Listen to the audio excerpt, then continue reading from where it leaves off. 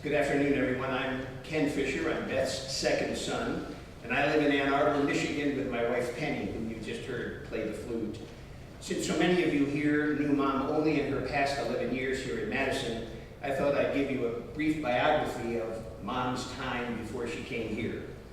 Our mother, Beth Buckley, was born on December 14, 1916, in her family home in Elmira Heights, New York. Her father, Leon Buckley, was a carpenter, and her mother, Mary Dwyer Buckley, was a homemaker and an activist for women's rights. Beth was the youngest of 3 daughters. After her mother died, when Beth was 14, the feisty and fun-loving Beth moved to New Brunswick, New Jersey to complete high school, living with her Aunt Dorothy, the school librarian. It was there in her senior year of high school that she met our dad, Gerald Fischer, in 1934. They dated, they discovered their mutual interest in music and their shared values. Both went to college, Dad to Rutgers and Princeton, and Mom to the Pratt Institute, where she studied to become a dietitian. They married on May 31st, 1941, and eventually moved to Washington, D.C.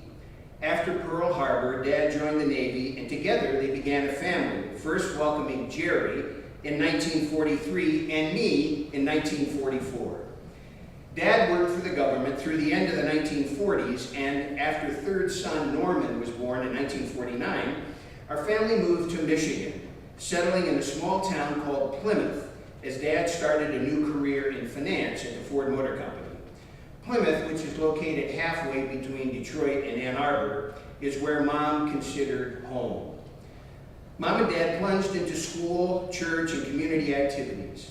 They left their mark there as both participated in the music activities at the First Presbyterian Church and volunteered with the Plymouth Symphony Orchestra, and as Dad served as president of the school board. One of the great joys of our Plymouth days was the birth of our sister Martha in 1957, delivered at home by our dad when there wasn't enough time to get Mom to the hospital. Music was a big part of our life, of each of the 4 kids, with music lessons during the year and attendance at the Interlochen Arts Camp during the summers. Mom was the consummate homemaker, whose home was always, as she would say, clean enough to be healthy and messy enough to be happy. A last-minute dinner to welcome an out-of-town business associate of our dad, or a sloppy Joe dinner for the 60 kids on my swimming team and their families was just routine for Mom. Mom loved to cook and wanted our home to be a place where her kids' friends would always feel welcomed.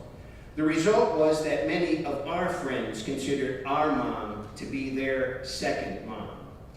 Dad's acceptance of a vice president's position at the world headquarters of PepsiCo in New York City area in 1967, that's the company that makes Pepsi-Cola and Frito-Lay products.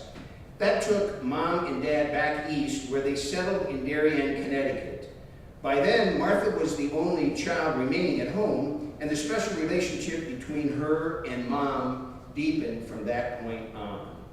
By 1971, all 3 boys had completed our higher education degrees at Worcester, at Oberlin, and at the University of Michigan, and had become married. Jerry to Kathy, Ken to Penny, and Norman to Jeannie, starting families of our own in Michigan, Washington, D.C., and Vermont.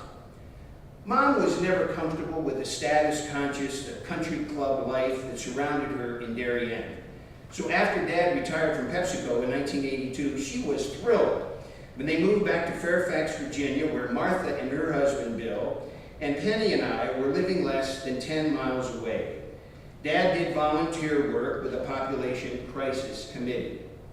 Not long after their move, Dad developed prostate cancer. He died in the fall of 1987, 25 years ago, after receiving wonderful care from Mom and Martha and from a superb hospice team. Now alone, Mom decided to move back to Plymouth, where her many friends from the 1950s and 60s welcomed her with open arms. Mom enjoyed her 13 years there, renewing her membership in the First Presbyterian Church and continuing her passionate love of bridge and joining the local PEO chapter. My family, Penny, our son Matt, and I were thrilled to have her close to our home in Ann Arbor. Our very present and practical mom looked in the mirror one day early in the last decade and decided at age 85 that she should move to Madison. There she could live out her final years and be close to Martha, Bill, and her youngest grandchildren. I'm going to stop here and let Martha talk about the very, very special Madison years a bit later in the service.